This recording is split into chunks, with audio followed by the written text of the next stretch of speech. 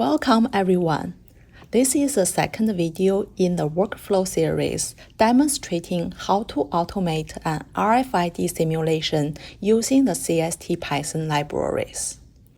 In the previous video, we created a schematic using microstrip blocks and automatically generated a 3D electromagnetic model. In this video, we'll continue working with that model by connecting to the generated 3D project, binding the RFID antenna, importing a hand phantom, defining ports and field monitors, and preparing the simulation for execution. Before we begin, I'd like to introduce an important concept in CST, the history list.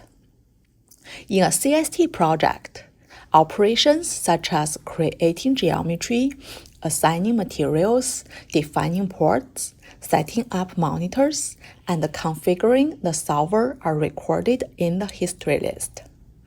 When working through the CST user interface, these operations are added automatically in the background.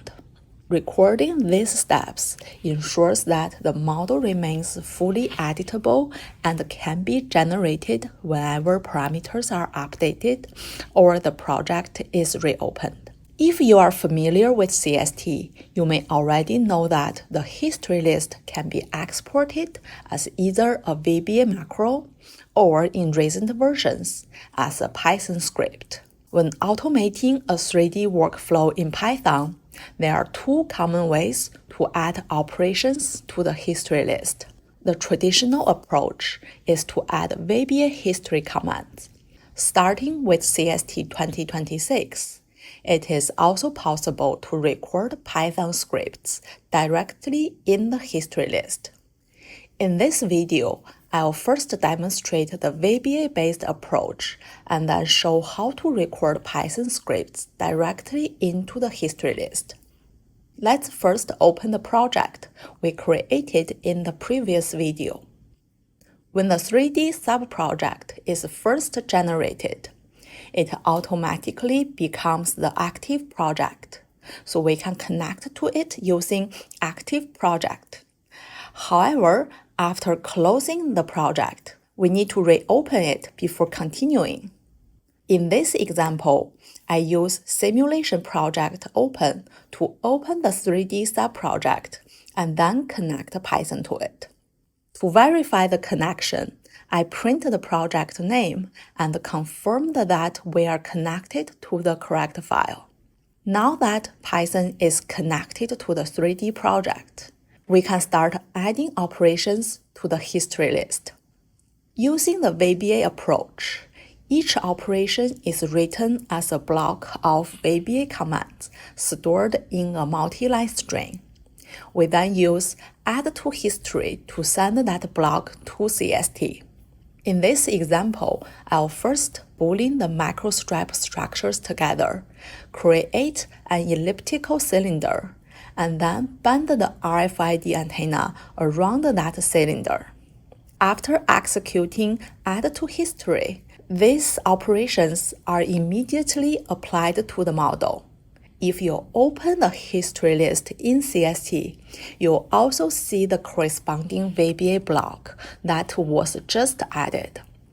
If you are new to CST scripting, the easiest way to create these VBA commands is to start with a model you've already built manually. Simply open its history list and copy the corresponding VBA command into your Python script. You can also export the history list as either a VBA macro or in recent versions of CST as a Python history script. The remaining modeling steps follow exactly the same pattern. Here, I will use the same workflow to add a discrete port, import the hand phantom, define the simulation frequency range, and create the required field monitors. Before starting the simulation, I'd like to show the second method for adding operations to a CST model without writing every step as a VBA command block. Starting with CST 2026 SP2, VBA commands documented in the CST help content are also available as Python APIs. This allows us to create geometry, define solver settings, add monitors, and perform other modeling operations directly in Python. However, if these commands are executed directly, the resulting operations are not automatically recorded in the history list. As a result, they may be lost when the model is rebuilt, updated, or reopened.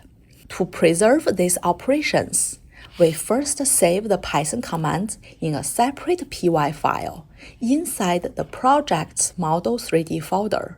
We then use add to history list to add a run Python script command that calls this file from the history list.